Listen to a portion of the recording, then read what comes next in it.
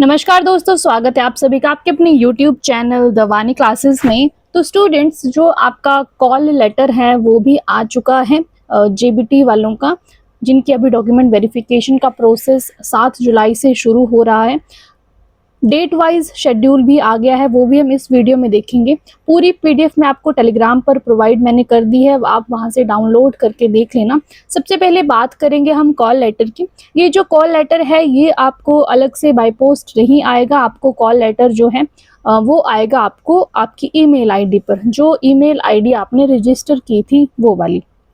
ठीक है जी। तो यहाँ पर आप देख सकते हैं सब्जेक्ट क्या है इसका, recruitment to the post of junior basic teacher as job trainee, और पोस्ट कोड आप देख सकते हैं 25,004। ठीक है, for the conduct of document verification. Okay और जो भी कैंडिडेट्स शॉर्ट लिस्ट हुए हैं डॉक्यूमेंट वेरिफिकेशन के लिए on the basis of computer based test, उन सबको बुलाया गया है टीवी के लिए। डेट आपको पता है 7 से आगे है, 7 से लेकर 21 तक जो पूरा प्रोसेस है वो रहने वाला है। रिपोर्टिंग टाइम आपका बिल्कुल एग्जैक्ट 10 बजे आपको पहुंचना है। कहाँ पर पहुंचना है? हिमाचल प्रदेश राज्य चयन आयोग हमीरपुर में, जो पक्का ब्रो के पास में है। ठीक है, वहाँ पर आपको पहुंचना है। साथ में एसेंशियल क्वालिफिकेशन जो हैं, जितने भी आपके क्वालिफिकेशन वाले सर्टिफिकेट्स हैं, चाहे आपका 10+2 है वो आपका होना चाहिए। यहाँ पे इन्होंने क्लियरली मेंशन किया है 10+2 विद 50% मार्क्स और senior secondary with 50% marks from a recognised board of school education.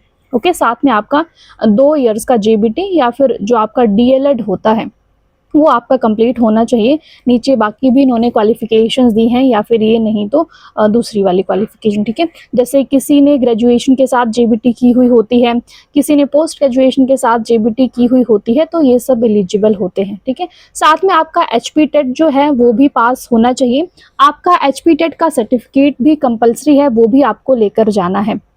Okay and जितने भी आपके एजुकेशनल क्वालिफिकेशन या फिर जो भी सर्टिफिकेट्स हैं वो आपके वैलिड होने चाहिए। कब? 17/9/2025। ठीक है, उस टाइम भी वैलिड होने चाहिए। जैसे आपका बीपीएल का सर्टिफिकेट है, ईडब्ल्यूएस का सर्टिफिकेट है, वो उस टाइम भी वैलिड हो और अभी भी वैलिड हो।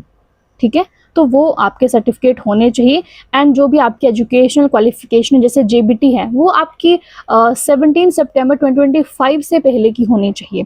ठीक है, कि ये जो डेट थी ये लास्ट डेट थी फॉर्म फिल करने की। ठीक है जी, नीचे अभी डॉक्यूमेंट बताए हैं कौन कौन से डॉक्यूमेंट आपके हों। एक तो आपके ओरिजिनल सर्टिफिकेट्स सारे ही होने चाहिए वेरिफिकेशन के लिए। साथ में 2 सेल्फ अटेस्टेड फोटो कॉपीज होनी चाहिए हर सर्टिफिकेट की। जैसे आपका ORA है, that is online recruitment application form, जब आपने फॉर्म फिल किया था वो। एक आईडी प्रूफ होना चाहिए आपका। ठीक है, आप अपना आधार ले लो, पैन ले लो, कोई भी सर्टिफिकेट ले लो आईडी प्रूफ के लिए। बोनाफाइड हिमाचली का आपका सर्टिफिकेट होना चाहिए। टेट का सर्टिफिकेट मैंने आपको ऊपर बता दिया। 10th का सर्टिफिकेट होना चाहिए डीओबी के लिए। 12th का सर्टिफिकेट होना चाहिए। जो भी एजुकेशनल क्वालिफिकेशन सर्टिफिकेट्स हैं, जैसे आपके डीएमसीज हैं, आपके जेबीटी के सर्टिफिकेट्स हैं, वो होने चाहिए। आपका कैटेगरी का सर्टिफिकेट, अगर आप किसी कैटेगरी से बिलोंग करते हैं, जैसे आपका SC ST OBC EWS BPL ward of freedom fighter, ward of ex serviceman, ये होने चाहिए। और ये जो SC ST OBC का सर्टिफिकेट होता है ये पेरेंटल बेसिस पर होता है, यानी कि आपके फादर के नाम पर होता है, चाहे आपकी मैरिज हो गई हो तब भी। ठीक है जी। और अगर आप किसी दूसरी स्टेट से हैं और किसी कैटेगरी से बिलोंग करते हैं तब आपको एज जनरल UR ही कंसीडर किया जाएगा। ठीक है, बाकी इन्होंने सभी चीज़ें बताई हैं कि आपका जो OBC सर्टिफिकेट है वो 1 साल के लिए वैलिड होता है, तो उस टाइम भी वैलिड होना चाहिए और अभी भी वैलिड होना चाहिए। नीचे वार्ड ऑफ फ्रीडम फाइटर है, BPL EWS के लिए, ये सारी चीज़ें यही बोली हैं कि सर्टिफिकेट आपके वैलिड होने चाहिए सारे ही। अगर आप एम्प्लॉयर हैं कहीं तो आपको NOC आपकी चाहिए। आपके 2 पासपोर्ट साइज़ फ़ोटोग्राफ्स होने चाहिए। ठीक है, क्योंकि जब आप वहाँ पर जाएंगे फॉर्म फिल करेंगे तो आपका फ़ोटो जो है वो वहाँ पर पेस्ट होगा, वहाँ पर आप सेल्फ अटेस्टेड करेंगे उस फोटो को। ठीक है जी, कोई भी क्रिमिनल केस है तो उसकी FIR जजमेंट की कॉपी लगेगी। ओके, तो ये सारे डॉक्यूमेंट्स जो हैं ये आपको लेकर जाने हैं। कोई भी क्वेरी है तो मुझसे पूछ लेना।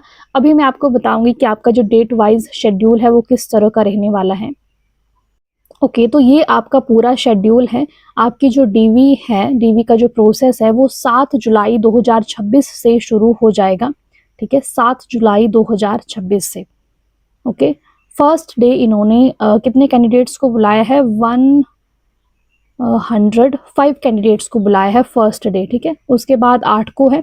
तो इस तरह से आपका डीवी का शेड्यूल रहने वाला है। पूरी पीडीएफ मैंने आपको टेलीग्राम पर प्रोवाइड कर दी है, वहाँ पर आप आराम से अपना नाम देख लेना। यहाँ पर तो आपको थोड़ी सी डिफ़िकल्टी हो सकती है, ठीक है। तो इस तरह से आपका डीवी का प्रोसेस जो है वो रहने वाला है। ओके, 17, 18 के बाद 20 और फिर लास्ट में 21 को आपकी लास्ट डीवी है। टोटल 948 कैंडिडेट्स को बुलाया गया है।